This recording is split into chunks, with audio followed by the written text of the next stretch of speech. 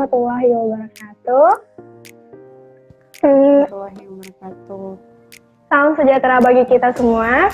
Marilah kita panjatkan puji syukur kehadirat Tuhan Yang Maha Esa yang telah melimpahkan rahmat dan karunia-Nya sehingga kita dapat bertemu melalui siaran live dalam keadaan sehat walafiat. Sebelum kita lanjut, saya akan memperkenalkan diri. Saya Tengku Syarifah Baiduri, finalis Duta Perbanas Surabaya 2020, Bujang Dara Kecamatan Siak 2018, dan Emina Gergeng Ambassador Big Four. Saya selaku moderator mengucapkan selamat datang kepada teman-teman yang telah bersedia hadir di acara siaran live kedua, yang dimana 2 minggu sebelumnya sudah diadakan siaran live yang pertama. Nah, di IG Live yang kedua ini, dalam acara Sharing with the Next Leaders TE Perbanas Surabaya, kita akan membahas seputar tema Set Your Entrepreneur Mindset During Pandemic Era. Nah, sebelum kita masuk ke acara inti, perkenankan saya untuk menyampaikan susunan acara pada sharing kali ini. Yang pertama adalah pembukaan moderator, yang kedua adalah perkenalan narasumber, yang ketiga adalah sesi sharing, di mana kita akan membahas seputar dunia bisnis di masa pandemik ini. Dan yang ketiga adalah sesi Q&A, yaitu sesi tanya jawab berdasarkan pertanyaan yang sudah kami pilih. Yang kemudian sesi sharing, yaitu sesi sudaring, yaitu suka duka daring, di mana kita akan menceritakan sebuah pengalaman dari teman-teman. Nah, yang terakhir adalah penutup. Wah, memang keren sekali, alhamdulillah. Jadi, teman-teman yang saya hormati, diselenggarakannya sharing ini, kita akan membahas bagaimana sih untuk mencari peluang usaha dan membangun mindset wirausaha di kondisi pandemi ini. Tentunya teman-teman mau dong punya penghasilan sendiri, mau kan? Oke. Baik, tidak usah kita menunggu lama-lama. Selanjutnya kita akan jemput narasumber kita pada pagi hari ini. Kepada Mbak Nurila dipersilakan. Halo Mbak Nurila, apa kabarnya? Halo Uli, alhamdulillah baik. Uli apa kabar? Iya, alhamdulillah baik. Bagaimana nih Mbak? Lagi di mana? Ini lagi di rumah aja nih, work from home. Luar biasa. Nah, bagaimana soal organisasi dan kampusnya, lancar nggak? Alhamdulillah lancar. Alhamdulillah. Nah, tentunya teman-teman belum kenal kan siapa nih Mbak Nadila? Mbak Nadila, coba dong perkenalkan diri. Oke teman-teman semuanya, Assalamualaikum warahmatullahi wabarakatuh. Perkenalkan, nama saya Nadila Putri Sintani, biasa dipanggil Nadila atau Dela. Saya dari UPKM Entrepreneur Club dan juga finalis Next Leader Perbanas tahun 2020 dan juga part of Sarjana Jutawan dan juga Sejuta Pengusaha. Alhamdulillah, wah luar biasa ya, aktif banget Mbak Nadila ini di berbagai organisasi. Nah, boleh kepo nih sama organisasi Sarjana Jutawan, apa aja sih kegiatannya Mbak? Jadi di organisasi Sarjana Jutawan itu kita ada semacam kegiatan kayak mentoring, dan di situ tuh banyak banget pilihan program mentoringnya, tergantung teman-teman itu yang dibutuhkan apa. Ada misalnya public speaking, ada juga kita itu mentoring untuk marketplace atau juga aplikasi-aplikasi yang bisa mendukung teman-teman yang lagi sedang menjalani bisnis. Wah, luar biasa ya. Nah, ini kan dari namanya itu Sarjana Jutawan. Apakah hanya anak tingkat sarjana atau dari diploma atau tingkat SMA itu bisa join juga? Oke, jadi kalau misalnya teman-teman tahu namanya itu kan Sarjana Jutawan ya, tapi jangan terpaku kalau misalnya itu yang boleh gabung itu cuma anak-anak yang kuliah atau yang notabene yang bakalan dapat titel sarjana. Tapi kenyataannya, realitanya itu di komunitas kita tuh banyak banget anggota yang dari berbagai macam latar belakang. Bahkan ada juga yang tidak meneruskan sekolah tapi juga bisa gabung di komunitas kita. Nah, di sini juga kenapa sih founder itu memilih menggunakan nama Sarjana Jutawan, karena harapannya nanti ke depannya anggota dari komunitas ini ketika mereka sudah sarjana itu sudah memiliki penghasilan dalam skala jutaan. Seperti itu sih. Wow, jadi bukan hanya untuk anak sarjana ya Mbak, jadi tingkat dari maupun tingkat SMA ataupun diploma itu kita bisa join juga. Kalau gitu Li mau dong join Mbak. Boleh. Aduh. Nah, karena waktunya sudah masuk ke sesi selanjutnya. Jadi kita harus masuk ke sesi sharing nih, Mbak. Tentunya teman-teman pasti kan nggak sabar. Oke, Mbak Danila siap nggak? Siap dong, siap. Siap. Oke, teman-teman yang di luar sana siap juga? Oke, kita akan masuk ke sesi sharing. Di mana Uli mau nanya nih, bagaimana sih menurut Mbak Nadela saat ini seputar baik dari internal maupun eksternal? Jadi kan kondisi saat ini kita fokusnya ke COVID ya, dan sedangkan aku pribadi itu tipikal yang nggak terlalu mengikuti. Karena apa? Karena aku nggak mau kayak mengkontaminasi pikiran aku dengan hal-hal yang negatif yang mana nantinya bikin aku kayak gelisah dan banyak khawatir. Nah, tapi aku juga tetap beberapa juga tetap cari informasi. Nah, setahu aku dari segi internal di Indonesia sendiri tuh COVID ini sendiri tuh mempengaruhi banyak sektor, bahkan beberapa usaha seperti di maskapai dan juga pariwisata itu dampaknya itu bisnisnya itu mereka omsetnya menurun, sedangkan juga ada beberapa sektor bisnis yang omsetnya naik seperti ekspedisi dan juga bisnis yang berkaitan dengan kesehatan. Nah, kalau di luar negeri sendiri, berhubung aku juga punya temen yang ada di luar negeri itu, mereka itu sebelum COVID itu masuk ke Indonesia kan mereka udah ada COVID dulu nih, dan memang di sana case-nya udah lumayan banyak kan. Nah, mereka itu nggak pernah melakukan yang namanya lockdown, contohnya kayak di Amerika Serikat, dan mereka udah menerapkan yang namanya new normal dari sejak awal. Nah, di Indonesia sendiri sekarang pemerintah kan udah mulai menerapkan new normal nih, dan aku benar-benar salut sama pemerintah Indonesia yang udah bijaksana banget dalam mengambil kebijakan, karena memang banyak masyarakat di Indonesia ini yang dalam mata pencahariannya itu memerlukan mobilitas yang tinggi, jadi mereka harus beraktivitas di luar rumah, dan kalau misalnya pun akan dilakukan lockdown sepenuhnya itu bakalan berdampak ke perekonomian Indonesia itu sendiri. Wah, luar biasa sekali ya, alhamdulillah. Nah, Uli mau nanya nih seputar bisnis Mbak. Bagaimana sih awal mulanya Mbak Nadela itu membuka bisnis online? Oke, jadi awal mula aku memulai bisnis online itu karena ada dua alasan. Yang pertama itu karena memang aku hobi bisnis, yang kedua karena memang tuntutan dari keadaan. Nah, kenapa aku menyampaikan hobi? Karena aku sendiri itu terjun di bisnis online itu udah sejak dari SMP. Cuman waktu SMA sempat vakum, dan waktu kuliah ini aku mulai bisnis lagi. Kenapa? Karena aku pribadi kan aku anak rantau nih. Aku berasal dari salah satu kota terpencil di Jawa Timur, yaitu dari Trenggalek, yang mana UMR-nya itu termasuk terendah di Jawa Timur, dan aku harus menempuh pendidikan di Surabaya jadi anak rantau, dan di situ kondisi nggak memungkinkan aku buat mengandalkan kiriman dari orang tua aja. Dari situ aku harus kreatif nih, harus mikir, aku harus cari penghasilan di luar dari kiriman orang tua, kayak gitu. Wah, luar biasa ya, mandiri sekali Mbak Nadela ini. Jadi di masa kuliah ini itu Mbak Nadela itu membuka bisnis kecantikan dan kesehatan ya? Iya, benar. Okay. Nah, jadi Uli mau nanya nih, mengapa Mbak Nadela itu memilih bisnis produk kecantikan dan kesehatan? Oke.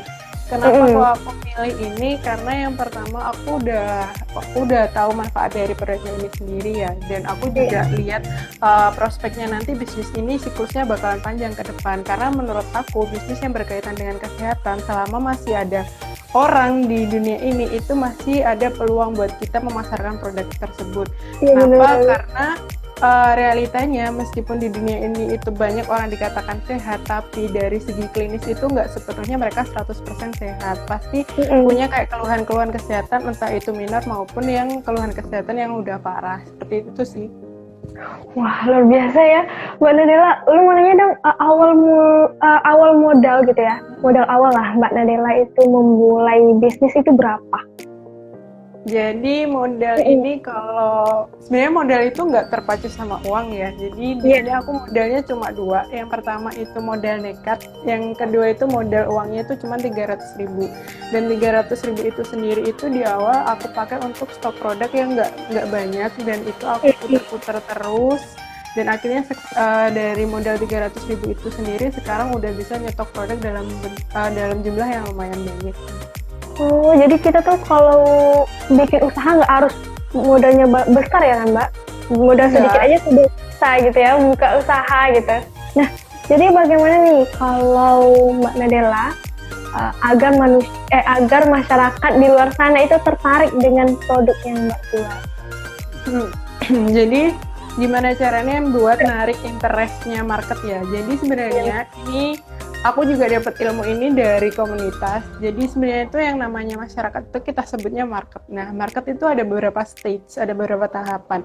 Nah, tugas kita itu harus mengubah market yang ada beberapa stage itu ke stage yang kita mau.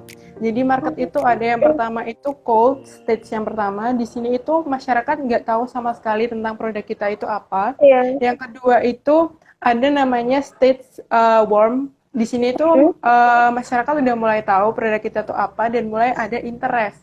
Dan yang ketiga adalah hot market. Ini adalah stage ketika udah ada terjadi selling. Nah, gimana caranya buat kita menggeser masyarakat yang di posisi stage cold ke warm itu dengan cara membangun awareness. Jadi aku di awal itu lebih ke ngedukasi masyarakat, ngasih informasi tentang produk ini tuh apa sih dan gimana fungsinya, bagaimana manfaatnya. Dan aku di awal memang nggak pernah kayak menarget ketika aku promosi di awal mereka bakalan order, enggak. Tapi aku lebih ke membangun awareness mereka. Jadi nanti ketika suatu saat mereka butuh produk seperti itu, mereka tahu kemana harus menghubunginya atau ordernya harus kemana, kayak gitu. Oh, wah luar biasa. Jadi memang kayak gitu ya tipsnya. Nah, Uli mau nanya nih, suatu kegiatan itu tentunya kita kan tidak berjalan dengan mulus. Nah, bagaimana Mbak Nadela dengan usahanya? Selama menjalani usaha, apakah ada hambatan atau masalah? Nah, kemudian apa sih solusinya gitu ya Mbak? Oke, jadi masalah jalanin bisnis ini tuh kayaknya hampir sama ya, sama yang dialami semua orang-orang yang berwirausaha, apalagi sambil kuliah. Itu masalah waktu, manajemen waktu. Nah, apalagi di semester-semester awal kemarin, semester 1 sampai semester 3 itu memang kegiatan kita, terutama anak-anak Perbanas, rutinitasnya tinggi di kampus. Nah, aku kendalanya itu di bagi waktu. Gimana caranya aku bisa mengalokasikan waktu yang cukup buat ngurusin bisnis ini. Nah, sedangkan kalau sekarang dengan adanya kuliah daring itu aku lebih fleksibel lagi buat mengelola waktu juga. Nah, cara mengatasinya itu aku mengatur berdasarkan skala prioritas. Jadi balik lagi nih, kayak kita misal mahasiswa dan juga jalanin bisnis, kita prioritas utamanya itu lebih ke kuliah atau lebih ke bisnisnya. Dari situ kita bisa tahu waktu kita tuh lebih dialokasikan lebih banyak ya ke bisnis atau ke kuliahnya, kayak gitu. Oh, seperti itu. Nah, kalau Mbak Nadela menghadapi pesaing gitu ya, bagaimana cara Mbak Nadela menghadapi pesaing dalam dunia bisnis yang sama dengan Mbak itu jual produk kecantikan dan kesehatan?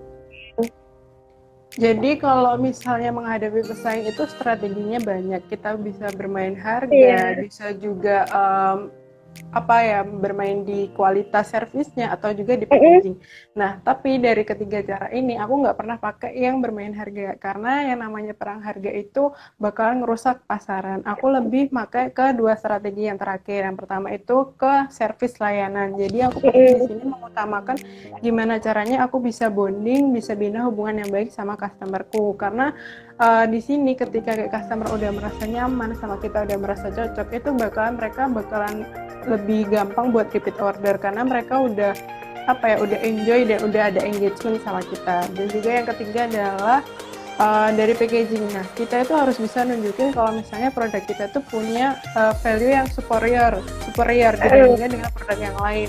Jadi di situ kalau misalnya kita udah bisa nunjukin nih apa sih value-nya, jadi masyarakat juga nggak akan ragu buat beli produk yang kita jual karena sebenarnya realitanya sekarang itu orang-orang itu bukan beli barang yang kita jual, tapi mereka tuh lebih memperhatikan value yang mereka dapat dari produk tersebut. Oh, seperti itu. Baik. Terima kasih Mbak Nadela. Nah, ini karena udah hampir mau di penghujung, Uli mau nanya nih satu lagi Mbak. Kesan apa yang paling Mbak Nadela ingat saat terjun ke dunia bisnis? Jadi kesan yang paling diingat itu banyak sih. Ada yang nggak enak, ada yang enaknya. Cuman karena ini aku mau memotivasi teman-teman, jadi aku sharingnya yang enak aja ya. Jadi yang berkesan itu ketika kita kan udah usia 20 tahun dan udah saatnya kayak minta uang itu nggak enak ke orang tua, tapi juga mau cari uang sendiri juga bingung. Tapi dengan dari bisnis ini sendiri tuh alhamdulillah aku punya penghasilan yang sedikit demi sedikit aku kumpulkan. Dan aku ingat banget pertama kali itu dari hasil bisnis ini aku beliin kado buat ibu, aku beliin perhiasan. Tapi sayangnya tuh aku nggak bisa kasih langsung karena aku harus langsung balik ke Surabaya, jadi aku titipin ke kakak. Tapi waktu ibu udah nerima kadonya itu, aku ditelepon terus kayak ibu bilang, Mbak makasih ya kadonya, ibu suka, terus kayak doain semoga kuliah sama bisnisnya lancar. Dan itu dapet telepon seperti itu dari ibu tuh kayak speechless, terus langsung nangis, padahal aku posisinya di dalam kereta sampai ditanya sama orang-orang, Mbaknya kenapa, nggak apa-apa. Dan apa ya, kebahagiaan yang itu tuh nggak ternilai, kayak uang berapapun bakalan aku kasih demi dapet ucapan kayak gitu dari seorang ibu sih. Wah keren kali, ya Allah, terharu nih Mbak. Jadi kepengen. Ya ampun. Nah, baik, karena waktunya ya, jadi Ulun mau ucapkan terima kasih kepada Mbak Nadela atas sharingnya. Jadi kita lanjut ke sesi Q&A nih. Jadi untuk teman-teman, di sesi ini pasti banyak banget ya mendapatkan ilmu yang bermanfaat dari Mbak Nela serta pesan dan kesannya. Jadi teman-teman semua, jika kita itu mau sukses, kita tuh harus berani mencoba, oke? Oke, kita lanjut ke sesi Q&A nih Mbak. Jadi pertanyaan yang pertama dari Ramen Gorilla. Ini kayaknya dia pencinta makan mie ramen, makanya nama Instagramnya Ramen Gorilla. Jadi ini pertanyaannya, menurut Kak Nadela, apakah menjadi seorang reseller itu merupakan langkah awal menjadi pengusaha sukses, Kak? Soalnya saya itu sudah lama jadi reseller, tapi agak minder gitu. Baik, Mbak Nadela, bagaimana nih tanggapannya nih? Oke, jadi buat rekan-rekan, buat Ramen Gorilla nih aku ucapin selamat, karena kalian itu sebenarnya udah satu langkah ke depan. Karena aku pribadi dari pengalaman aku sendiri tuh, aku terjun di dunia bisnis tuh juga berawal dari reseller. Dari reseller itu kita banyak hal yang bisa dipelajari, misalnya manajemen waktu, manajemen keuangan, dan gimana caranya kita bisa dapetin supplier dengan kualitas yang bagus tapi harga yang rendah yang masih terjangkau di antara pasaran. Itu salah satu skill loh, dan nggak setiap orang bisa punya skill itu. Dan juga kalau misalnya kayak si Ramen Gorilla ini udah mulai menjalankan bisnis dengan cara reseller, gimana sih kok minder itu biasanya karena bisnisnya belum berkembang. Nah, caranya aku punya tips nih biar bisa berkembang. Mungkin sekarang masih fokus di satu produk aja, tapi ketika itu sudah mulai berjalan lancar, kalian bisa mulai untuk cari referensi supplier produk lain. Jadi bisnisnya itu ditambah, di market share-nya juga diperluas. Karena apa? Karena kalau kita monoton terus hanya satu produk tertentu dan produk itu untuk kemungkinan repeat ordernya itu sangat rendah, itu bakalan ada terjadi kejemuan dari pasar. Jadi ketika pasar udah beli produk kita semua, itu bakal susah buat kita naikin omsetnya kita itu sendiri.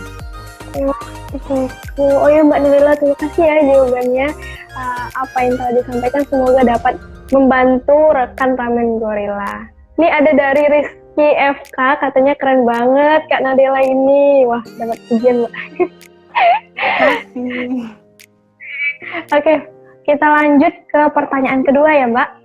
Nah, dari Dila Anggraini 293. Dalam melakukan penilaian, terdapat beberapa aspek yang perlu dinilai untuk kelayakan bisnis kita. Jadi, aspek-aspek apa saja yang perlu dinilai untuk menentukan layak tidaknya suatu usaha dengan skala prioritas yang tepat. Nah, bagaimana nih Mbak? Jadi untuk menilai bisnis itu ada dua aspek ya, ada dua sisi yang bisa kita lihat. Yang pertama kita bisa lihat dari sisi market atau dari sisi produknya. Nah, kita juga harus bisa milih. Nah, enaknya kalau misalnya kita fokusnya ke market, itu kita bisa menjual produk apapun karena kita menyesuaikan market. Tapi kalau misalnya kita fokusnya ke produk, kita harus menyesuaikan marketnya. Nah, sekarang kalau misalnya kita memilih untuk fokus ke produknya nih, kita harus lihat Iya. dulu gimana nanti kelangsungan bisnis ini, apakah nanti produknya itu memiliki peluang untuk repeat order yang tinggi atau tidak. Kalau misalnya peluang untuk repeat ordernya itu rendah karena memang dia itu barang-barang yang digunakan dalam jangka panjang, kayak misalnya sepeda itu kan nggak mungkin kan kayak satu orang itu berkali-kali beli. Nah itu harus banyak-banyak melakukan inovasi di situ.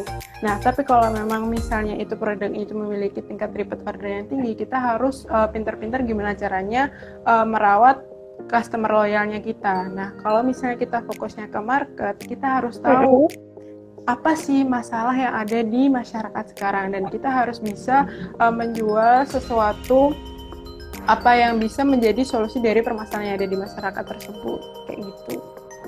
Oh, jadi bagaimana nih rekan Dila Anggraini 293? Semoga terjawab ya pertanyaannya. Oke, ini ada dari Dimas Sosok 61. Makasih, Kak. Oke, nah, baik kita lanjut ya ke pertanyaan ketiga dari Yonan Wahyu. Maaf ya kalau ada salah ya. Nah, di awal pandemi ini saya mencoba berbisnis yang belum pernah saya tekuni sebelumnya. Tapi alhamdulillah hasilnya memuaskan. Namun orangnya bisnis itu kan tidak ada kalanya pasang dan surut. Nah, yang mau saya tanyakan, bagaimana cara untuk mempertahankan konsistensi pelanggan dan bahkan menambahkan jaringan untuk berbisnis, untuk memperluaskan jaringan bisnis. Oke, jadi seputar konsistensi ya. Nah, bagaimana nih Mbak cara dan tipsnya? Jadi ini ada dua hal yang ditanyain. Yang pertama gimana cara menjaga konsistensi pelanggan, yang kedua cara memperluas market share. Jadi aku bahas yang pertama dulu, gimana caranya menjaga konsistensinya itu dengan cara gimana caranya kita bisa merawat atau membina hubungan yang baik dengan customer kita. Nah itu bisa dilakukan dengan banyak hal. Yang paling penting adalah aku punya tips buat teman-teman itu, kalian harus punya database dari konsumen kalian. Jadi aku sendiri juga nerapin ini. Aku pasti punya data pelanggan, namanya siapa, alamatnya mana, terus kayak mereka itu beli produk apa, dalam jumlah berapa, dan kapan mereka order. Dan di situ aku juga bikin kemungkinan atau estimasi kapan produk itu bakalan habis. Nah, sebelum produk ini habis, aku melakukan follow up. Jadi aku kayak hubungin lagi nih customernya, karena biasanya tuh banyak orang-orang yang produknya itu habis tapi kayak ketika mau beli lagi mereka tuh kayak kelupaan atau gitu, males lah nanti aja gitu. Nah tapi follow up ini fungsinya supaya buat ningkatin namanya repeat order. Dan juga yang paling penting adalah bonding sama customer. Kalau bisa itu ketika kalian menjual sesuatu tuh jangan cuma putus dijual aja, tapi usahain kalian tuh menjual selayaknya dokter. Jadi kalian harus dengerin apa sih keluh kesah dari konsumen kalian. Terus gimana tipsnya membangun market share, itu tergantung kalian itu sekarang lagi jalanin bisnis di platform apa, menggunakan media apa. Kalau misalnya di Instagram itu banyak hal yang bisa dilakukan, bahkan dengan cara gratisan. Kalian bisa minta tolong dengan titip promosi ke teman-teman kalian, atau juga bisa menambah database kontak WhatsApp yang kalian punya.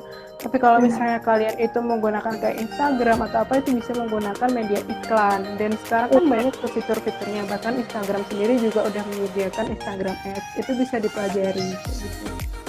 Wow, jadi seperti itu ya.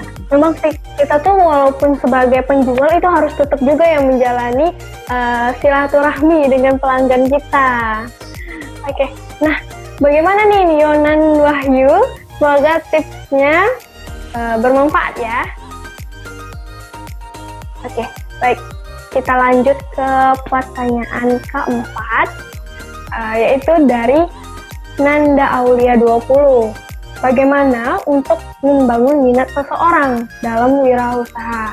Jika pemahamannya itu menabung juga dapat menambah penghasilan sedikit demi sedikit. Apakah terdapat dampak positif yang lebih banyak jika kita melakukan wirausaha? Sedangkan dalam berwirausaha juga dapat mengalami kerugian. Jadi bagaimana nih Mbak soal perbandingan wirausaha dan menabung? Itu menurut Mbak itu lebih baik yang mana? Jadi sebenarnya wirausaha sama menabung itu bukan hal yang sama ya. Jadi nggak cocok kalau misalnya dibandingkan karena menabung itu Benar. aku anggapnya itu sebagai kebiasaan yang baik dengan cara menabung. Sedangkan berwirausaha adalah sebuah keputusan. Nah kalau misalnya dikatakan menabung itu bisa menambah penghasilan sedikit demi sedikit, itu perlu digarisbawahi sedikitnya itu memang benar Iya. karena berapa sih feedback atau interest yang kita dapat ketika kita nabung dan itu Mm-mm. bakalan kalah sama inflasi yang ada di Indonesia kan. Tapi sedangkan kalau kita berani mengambil keputusan buat bisnis, itu modal dengan jumlah yang sama dengan yang kita simpan di bank itu bakalan peluangnya lebih besar kalau misalnya modalnya itu bisa berkembang dengan cepat. Terus apa sih manfaatnya kalau misalnya memilih untuk berusaha? Banyak banget itu dari segi mental itu kita mentalnya Iya. juga lebih kuat karena yang namanya pengusaha itu sering gagal dan jatuh berkali-kali tapi mereka tetap bisa bangkit. Yang kedua Benar. itu menambah relasi. Jadi kalau misalnya kalian itu terjun berwirausaha pasti yang semula jadi yang semula itu kuper, yang semula itu introvert, kalian bakalan sedikit demi sedikit transisi ke orang yang gampang bergaul karena memang itu yang dibutuhkan dalam bisnis. Terus yang ketiga juga ya perlu membantu banyak orang karena kalau misalnya menabung kan feedbacknya cuma buat kita Iya sendiri, benar. tapi kalau kita Untuk kita sendiri berwirausaha ya. nggak menutup kemungkinan kalau kita bisa membuka lapangan pekerjaan buat orang lain. Benar sekali. Wah, luar biasa. Nah, bagaimana nih Nanda Aulia 20? Semoga sarannya diterima ya. Dan juga kalau misalnya menabung itu kita hanya menyimpan uang dan nanti kalau kita butuh kayak mau beli makanan, beli sesuatu hal barang lah, pasti uangnya itu habis. Sedangkan kalau usaha itu kita hanya mengeluarkan modal tapi uangnya itu bakal diputar-putar-putar, jadi semakin lama itu semakin menambah. Nah, kita kedatangan Rama Aditya Saputra 12 nih. Ini kita akan baca di pertanyaannya. Oke, selanjutnya kita akan baca pertanyaan dari Rama Aditya Saputra 12. Jadi bagaimana nih Kak? Ayah saya itu seorang wirausaha, tetapi setelah adanya COVID-19 ini sangat berdampak buruk untuk usaha ayah saya. Tetapi setelah PSBB ini kan berakhir, usaha ayah saya itu udah mulai aktif kembali, walaupun profitnya itu tidak seperti lalu. Sehingga saya pun tidak bias membayar uang kuliah secara full. Nah, pertanyaan saya, apa yang harus ayah saya lakukan? Apakah ayah saya harus membanting setir ke usaha lain atau bagaimana? Nah, oke Mbak, bagaimana nih solusinya Mbak? Oke, jadi sebelumnya karena aku nggak tahu nih secara spesifik usaha apa yang udah dijalankan, jadi aku nggak bisa ngasih sarannya secara detail. Cuman memang benar karena adanya COVID ini, apalagi PSBB, banyak sektor bisnis yang terdampak karena kakak sepupu aku sendiri kan juga punya kafe dan itu ketika PSBB pun omsetnya banyak yang turun kan, bahkan drastis sampai nol, nggak ada omset setiap hari. Nah, di sini untuk memilih apakah harus banting setir atau stay itu harus banyak hal yang dipertimbangkan. Apakah memang sudah benar-benar siap untuk memulai bisnis yang baru? Karena memang ketika memulai bisnis yang baru itu resiko yang dihadapi juga besar. Nah, sedangkan kalau misalnya bisnisnya sekarang itu masih bisa dipertahankan, alangkah baiknya bisnisnya sekarang itu tetap dipertahankan seiring berjalan kita membangun bisnis yang baru. Karena apa? Karena untuk bisnis yang baru itu kan sama kayak tanaman. Di awal kita masih nanam dulu benihnya, baru nanti tumbuh kokoh dan ada akarnya. Kalau misalnya di awal kita udah membanding setir, udah mengalokasikan semua sumber daya ke situ, takutnya nanti kalau misalnya ada salah pilih atau salah mengambil keputusan, nanti yang ada malah jadi bencana kayak gitu sih. Wah, luar biasa ya jawaban dari Mbak Nadela. Semoga apa yang dijawab dapat diterima ya rekan Rama _Aditya Saputra 12. Ini ada dari Bayu Rawono, bener banget. Nah, wow, karena tidak sadar, sudah pertanyaan terakhir aja nih dari Giandok.10. Jadi pertanyaannya, jika kita mempunyai keinginan untuk membuka bisnis, namun pihak keluarga itu tidak mendukung kita itu melakukan hal tersebut, sehingga kita tidak diberi modal sedikit pun. Padahal peran keluarga itu kan sangat penting ya untuk memotivasi diri kita. Di sisi lain, itu merupakan impian kita. Bagaimana pendapat Kak Nadela dan solusi Kak Nadela jika terjadi hal tersebut? Sedih ya ceritanya, Mbak. Bagaimana nih, Mbak, pendapat? Jadi sebenarnya kenapa kok orang tua nggak mendukung itu kita harus cari tahu sih apa alasannya. Karena yang namanya orang tua itu kan pasti mau yang terbaik kan buat anaknya, dan mereka nggak mau kalau misalnya kita gagal terus akhirnya down. Disitulah yang membuat orang tua itu biasanya tidak menyetujui kita buat terjun di bisnis. Nah, saran aku harus komunikasi lebih lanjut, apa sih yang buat orang tua itu ragu atau tidak merestui kita buat terjun di bisnis. Nah, di situ bisa dibicarakan lagi. Dan juga yang paling penting adalah kasih bukti kalau memang teman-teman itu mampu buat menghadapi permasalahan-permasalahan yang ada di bisnis itu. Nah, lalu kalau misalnya nggak dapat support dari orang tua atau dari keluarga terdekat, itu memang harus support dari eksternal itu benar-benar penting ya. Itu teman-teman bisa cari komunitas yang satu frekuensi sama teman-teman. Misal kayak cari komunitas yang memiliki minat yang sama, misal di usaha properti atau apa, benar-benar harus cari komunitas tersebut. Karena apa?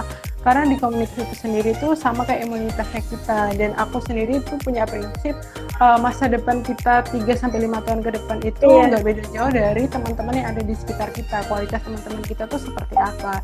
Dan masalah kalau misalnya punya impian, itu aku benar-benar salut kalau misalnya rekan-rekan itu udah punya impian yang mau dicapai. Karena apa? Karena impian itu adalah pegangan yang aku pribadi juga punya impian yang jadi pegangan ketika aku lagi down, ketika bisnis aku lagi stuck. Itu yang jadi pegangan aku supaya tetap bertahan di bisnis ini.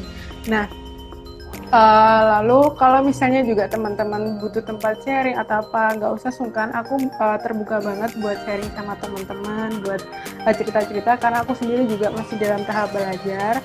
Dan yang paling terakhir, supaya nanti bisnisnya itu direstui dan juga diridhoi sama orang tua, segera kasih bukti yang nyata. Karena nantinya ketika orang tua udah tahu bukti nyata dari usaha yang kita jalankan, pasti mereka bakal mendukung. Wah, luar biasa ya. Makasih Mbak Nadela atas tipsnya. Untuk rekan di Ginandov@10, semangat terus ya. Oke, ini ada dari Rexy_87, katanya nggak rugi join sini. Makasih tips dan sarannya. Sami-sami. Oke, karena waktunya cukup singkat, Uli mau ucapkan terima kasih kepada narasumber kita, Mbak Nadela, atas jawabannya. Semoga apa yang disampaikan dapat diterima dan bermanfaat untuk kita semua. Baik, selanjutnya kita masuk ke sesi sudaring, yaitu suka duka daring. Ini berisi curhatan dari teman-teman. Gak sabar nggak? Aduh, oke Mbak Nadela, kita coba masuk ke cerita pertama ya, karena ceritanya ini panjang banget dan menarik juga. Dari Nurifa Okta, Uli bacain dulu ya curhatannya. Nah, selama pandemi COVID ini, aku berbisnis perawatan yang cocok untuk cewek ataupun cowok. Nah, berawal dari modal 600.000. Saya membuka bisnis ini. Sekarang penghasilan saya sudah mencapai sekitar 7 jutaan dengan laba yang saya peroleh. Terus katanya, jadi hanya 3 bulan ini saya mendapatkan penghasilan yang sangat memuaskan. Dan tentunya saya tidak merepotkan kedua orang tua, malah saya membantu perekonomian di keluarga saya di kala pandemik ini. Dari bisnis ini saya mendapatkan banyak sekali manfaat, mulai dari perawatan tubuh itu kan memang penting ya untuk cewek atau maupun cowok. Lalu di sini saya juga dapat belajar marketing dan pembukuannya, dan juga saya dapat menerapkan apa saja yang saya dapatkan di kampus. Tetapi menjadi seorang businessman dan girl itu tuh tidak mudah, pasti ada pasang dan surutnya. Jadi pesan saya, rezeki itu sudah ada yang mengatur, cuman bagaimana kita untuk mendapatkannya. Tetap semangat ya rekan-rekan. Wah, dapat motivasi nih dari Mbak Nurifa Okta. Ceritanya hebat banget ya Mbak, terus menarik juga. Nah, bagaimana nih Mbak pendapat Mbak Nadela seputar cerita dari Nurifa Okta ini? Keren banget sih, apalagi di usia segitu udah punya penghasilan 2 kali UMR Surabaya loh, keren, patut diacungi jempol, apalagi disambil dengan kuliah. Nah dari situ kan udah ada bukti nih, salah satunya dari teman kita yang sharing itu, kalau sebenarnya kita meskipun mahasiswa tetap bisa jalanin bisnis, gimana caranya kita mengatur waktu dan juga mengatur prioritasnya. Dan yang dikatakan tadi, masalah rezeki itu Allah yang mengatur, tergantung kita aja gimana kita mau berusaha, karena memang yang namanya rezeki itu kalau misalnya nggak kita cari juga nggak bakalan datang. Dan aku juga punya prinsip hidup itu sama kayak Citato sih, life is never flat. Jadi kalau misalnya hidup kalian tuh datar-datar aja itu nggak seru. Dan kalau misalnya banyak teman-teman yang punya prinsip hidup ya udahlah hidup ngalir aja, itu salah banget sih kalau menurut aku, karena ikan aja itu berenang melawan arus. Kalau misalnya ikan yang berenang yang satu arah dengan arus yang ada, mereka ngikutin arus yang ngalir, itu berarti ikan itu tuh udah mati, kayak gitu sih. Wah, jadi teman-teman itu harus semangat terus, pokoknya jangan takut dan jangan ragu untuk mencoba, karena kita nggak salah ya untuk mencoba ya Mbak Dela. Nah, kita ada kedatangan Bu Lucia. Terima kasih kepada Ibu yang sudah bergabung di IG Live kami, dan terima kasih juga supportnya. Oke, Mbak Dela, kita lanjut ke sharing kedua ya. Dari @salsabila_salsa. Jadi ceritanya aku punya workshop nih Kak. Nah, aku mulai berbisnis ini sebenarnya sebelum pandemik COVID-19, sekitar bulan Oktober 2019. Awalnya itu aku mau coba-coba nih Kak. Tetapi dari coba-coba itu muncullah niat tekun untuk jualan. Aku mencoba berbagai barang, mulai dari jilbab, tote bag, parfum, baju, dan lain-lain. Awalnya itu aku jualan ke teman-teman dekat dulu Kak. Dan aku masih ingat pertama kali ada orderan jilbab pasmina crinkle, itu rasanya tuh seneng banget dapat orderan pertama itu. Di situ tambah seneng itu makin tambah semangat untuk berbisnis. Jadi menurutku keuntungan itu bukan tujuan utama, tetapi aku lebih mencari pengalaman juga, hiburan di kala kuliah. Dan aku pengen ngebahagiain orang tua aku dengan bisnis ini Kak. Dan alhamdulillah all shopku bukan hanya di Instagram tetapi juga di aplikasi Shopee juga Kak. Dan kemarin sempat dipromosiin salah satu selebgram, dan itu sangat berdampak positif untuk perkembangan bisnis aku di aplikasi all shop. Dari sini aku mau bilang kalau kita itu mau bikin usaha itu jangan ragu, percayalah bahwa rencana baik yang Tuhan berikan kepada kita kalau kita itu berusaha. Setelah kita mendengar cerita dari Salsabila_salsa ini, apa sih yang terbersih di pikiran Mbak Nela? Apakah Mbak Nadela itu pernah mengalami hal yang sama? Oke, jadi dari sharingnya tadi tuh ada beberapa hal yang memang aku sendiri juga ngalamin ya. Jadi memang waktu pertama kali terjun di bisnis dan dapat orderan pertama kali tuh rasanya senangnya Masya Allah, kayak akhirnya kita bisa dapat uang sendiri, cari uang sendiri gitu loh, walaupun waktu itu belum seberapa. Dan kalau masalah dari bisnis ini jadi bisa refreshing, bisa hiburan, itu benar banget. Karena memang aku pribadi itu menganggap bisnisku ini sendiri itu sebagai salah satu bentuk refreshing otak aku kalau misalnya udah lagi buntu sama kegiatan kuliah. Apalagi sekarang kan kuliahnya daring ya, jadi memungkinkan banget buat aku fleksibel ngatur waktu. Bahkan biasanya itu beberapa mata kuliah juga bisa aku laksanakan sembari aku ngurus bisnis. Jadi kayak apalagi kan kalau misalnya bisnis tuh kita langsung dapet cuan kan, yang namanya ya manusia itu pasti seneng lah kalau misalnya dapet cuan. Di situ kayak tambah semangat. Dan juga aku setuju banget sama tujuannya mau membahagiakan orang tua, karena selama tujuan kita baik, apalagi untuk membahagiakan orang tua, insya Allah sama Allah bakalan dipermudah jalannya. Dan semoga usahanya sukses terus ya. Amin. Dan ini ada komentar dari Bayu Irwano, yuk cari rezeki, yuk. Dan ada juga dari Ningrum Sofiana, keren parah, ada best petes today.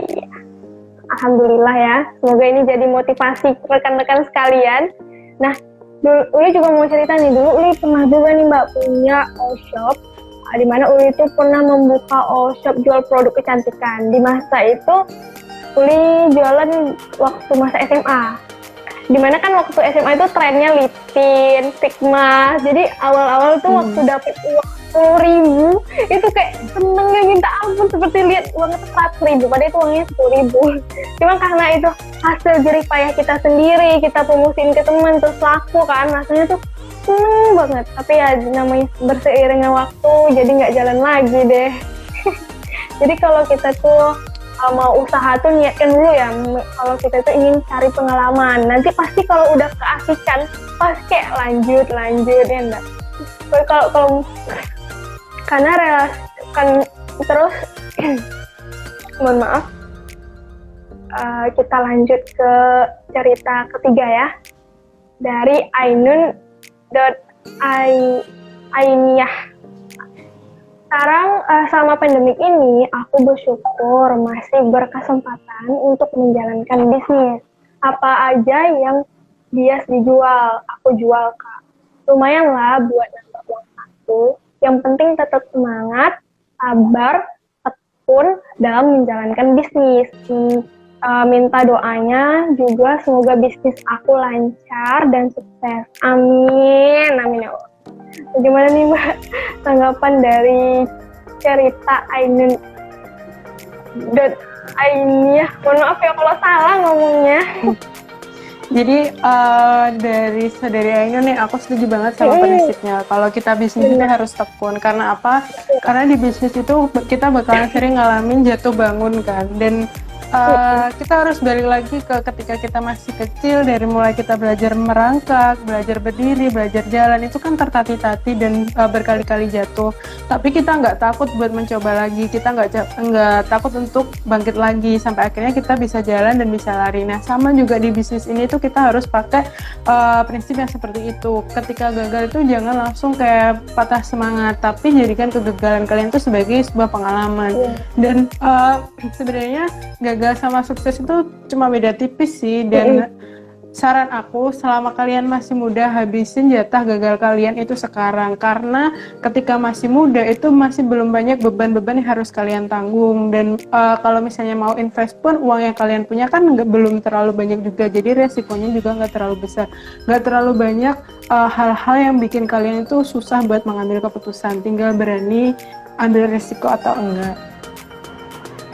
Wow, alhamdulillah, terima kasih ya Mbak. Jadi kalau kita itu bikin usaha itu tidak perlu ya modal yang banyak, karena kan modal sedikit itu sudah bisa kan untuk menjalankan bisnis.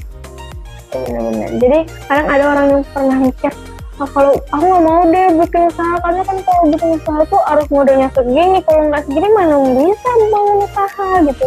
Ada orang mikir seperti itu. Jadi sebenarnya kalau bikin usaha tuh nggak harus mikir modal dulu, tapi modal yang misalnya kita punya modal 100.000 ya, itu udah cukup kok beli produk yang kita mampu, terus nanti kita jual. Nanti kalau misalnya udah banyak penghasilan kita dari yang modal awal tuh, nanti kita bisa nambah-nambah lagi.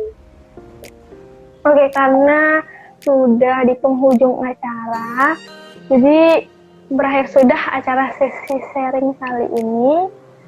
Di sini Uli mau ucapkan terima kasih banyak-banyak kepada Mbak Nadela yang telah bersedia hadir dan membagi waktunya, serta memberikan banyak ilmu kepada kita pada pagi hari ini. Semoga apa yang kita dapatkan bisa bermanfaat di masa yang akan datang. Sukses terus Mbak Nadela. Terima kasih Mbak Nadela.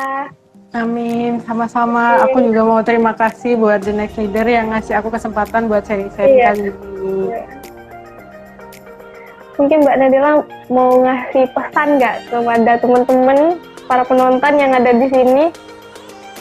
Oke, pesan aku buat teman-teman semuanya, buat kalian yang belum punya bisnis atau mau mulai membangun bisnis, itu jangan takut buat memulai. Karena apa? Karena kalian itu sekarang masih muda, masih banyak kesempatan kalian buat mencoba hal baru, dan juga carilah memang bisnis yang benar-benar sesuai dengan passion kalian. Karena apa? Karena kalian nanti ketika udah bisa enjoy, insya Allah nanti jalannya juga gampang. Itu aja sih dari aku. Sekian. Wassalamualaikum warahmatullahi wabarakatuh. Waalaikumsalam. Terima kasih Mbak Nabila atas pesannya. Kepada Mbak Nabila, silakan untuk mengundurkan diri. See you.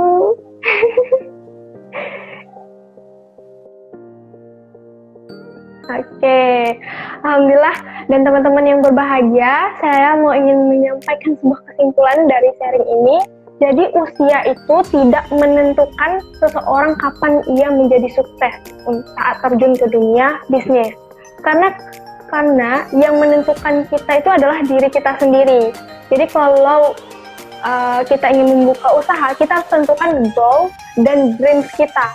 Apa yang ingin kita capaikan, karena sebelum memulai berusaha itu kan, nanti kalau udah ada penurunan, itu bisa menjadi kunci atau penambah semangat kita saat mengalami penurunan atau masalah tersebut. Dan memanfaatkanlah peluang sekecil apapun, so jangan mudah menyerah, karena kegagalan itu adalah kunci kesuksesan. Nah, sekali lagi saya ucapkan terima kasih atas partisipasi dan perhatian teman-teman. Saya atas nama Tengku Syarifah Baiduri selaku moderator mengucapkan mohon maaf gitu ya kalau ada kesalahan, dan sampai jumpa 2 minggu ke depan, Minggu 5 Juli 2020. Save date, jangan lupa nonton untuk live selanjutnya, oke? See you. Wassalamualaikum warahmatullahi wabarakatuh.